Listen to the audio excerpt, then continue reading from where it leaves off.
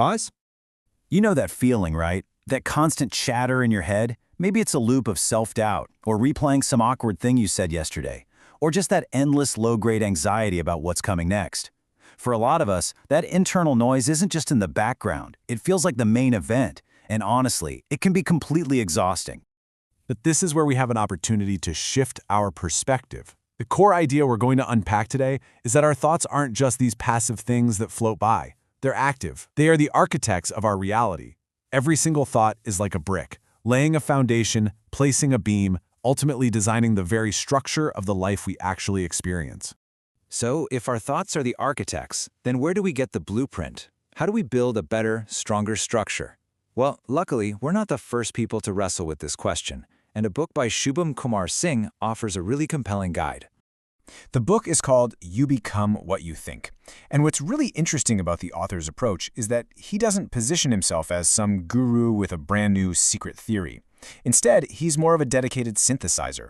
He's gathered these incredibly practical insights from psychology, from ancient Stoic philosophy, and from modern habit science, and he's curated them into a single, accessible guide for people who want to actually build something, not just sit around and dream about it. Early on in the book, the author shares this powerful quote from Dale Carnegie. And we've all felt this, haven't we? That feeling of being totally stuck, just paralyzed by all the what-ifs. Carnegie's point, and the book really builds on this, is that the simplest way to break that spell is to just move, to take one small, single step. But here's the thing. While action is the cure, the book argues we need to look just one step earlier. If action is the antidote, what's the source of that paralysis in the first place? And maybe more importantly, what's the seed that all positive, confident action grows from? And this is the book's foundational principle. Every single action you take is like a vote for the kind of person you want to become. And every one of those votes is cast first in your mind.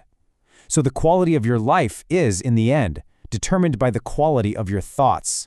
This right here, this is the blueprint. So let's dig into the first stage of construction, laying the foundation. Before you can build anything that's meant to last, you need solid ground to build on. And for Singh, that solid ground is mindfulness and a real connection to the present moment. The book makes this really powerful argument that most of our psychological pain comes from what you could call mental time travel. Our mind is either lost in the past, replaying conversations, regretting decisions, or it's racing into the future, creating all this anxiety about things that haven't even happened. But both of those places are illusions. They pull us away from the only place where life is actually happening, right here, right now. Now, this isn't some complex, high-level philosophical idea, but it's one we forget constantly. The book really stresses that our power doesn't live in yesterday, and it doesn't live in tomorrow. It exists exclusively in this moment, in our ability to choose how we respond to things right now. That's where all our agency is.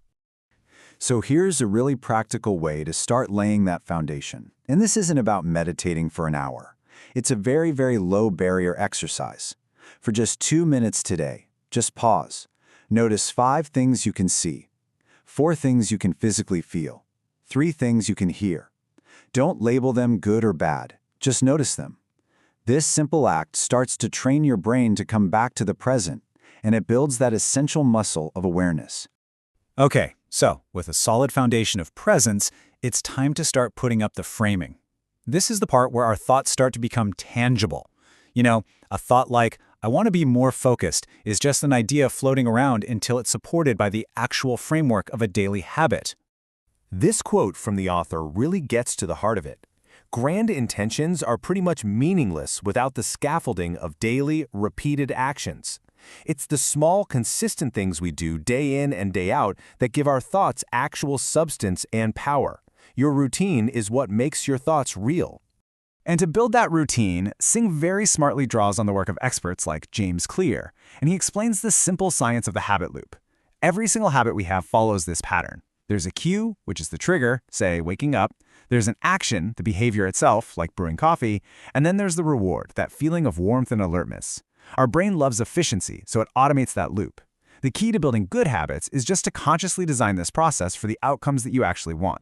So the most important part of this is to make it incredibly small. Don't try to overhaul your entire life overnight. Just pick one thought, one goal, and then build a tiny 5-minute habit around it. The goal isn't really the 5 minutes of work, The real goal is to cast a daily vote for the identity you're trying to build. You're saying, I am a focused person.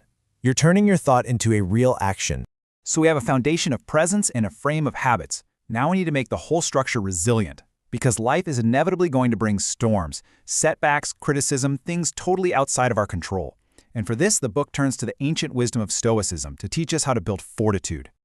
Honestly, this is one of the most powerful mental models you'll ever encounter. The Stoics divided the world into two simple parts, the things that are within our control and the things that are not. Now, it's really important to get this right. This isn't about becoming emotionless. It's about wisely investing our energy. So much of our anxiety comes from trying to control everything on the left side of this slide. The Stoic practice is a disciplined effort to redirect 100% of our focus over to the right side, our responses, our values, our efforts. And this quote from the philosopher Seneca just perfectly captures the cost of misplacing our focus.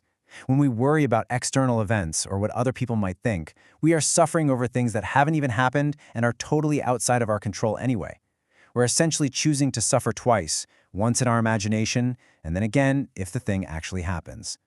So this is your practical tool for building that resilience. The next time you feel overwhelmed or stressed out, just pause and ask yourself this one simple question. It acts like a mental filter that immediately separates the noise from the actual signal. It pulls you away from worrying about the uncontrollable and focuses your mind on the one or two actions you can actually take, right now, that are within your power. From my own experience, the challenge with these ideas, whether it's mindfulness or stoicism, isn't in understanding them. They're actually pretty simple to grasp. The real difficulty is remembering to use the tool when you're already in the storm. It's easy for me to appreciate the dichotomy of control when I'm calm. But when I'm stuck in traffic and I'm late for a meeting, my first instinct is frustration about something I absolutely cannot change.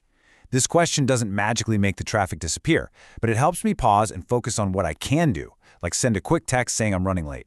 It's just a small shift from powerless frustration to quiet, effective action. So let's bring this all together. We've laid the foundation, we've built the frame, and we've started to fortify the structure. But the real work, as with anything meaningful, is found in the quiet, daily application of these ideas. And for me, this is the one unforgettable line from this entire explainer. We live in an age of information overload, right? We're always seeking the next book, the next piece of advice, but real growth doesn't come from just piling on more input. It comes from gaining mastery over the internal world that we already have, learning to direct our focus, our interpretations, and our actions with intention. So I'll just leave you with this question to reflect on. What is the one recurring thought pattern that you find yourself feeding most often? Is it a pattern of self-criticism, of anxiety, maybe comparison? You don't have to fix it today, but what might change, what might shift if you just started by noticing it? Just bringing a gentle awareness to that one thought, without any judgment, starting right now? If there's one thing worth remembering, real growth begins when an idea is quietly applied, not loudly admired. I really hope this has given you some valuable tools for building a more intentional inner world. If it has, a like is always appreciated, and subscribing to Daily Book Insight will make sure you don't miss our next one. And if you want to put these ideas into practice, I've created a free action plan that you can download from the link in the description below. It's just a simple guide to help you get started. Thanks for your time.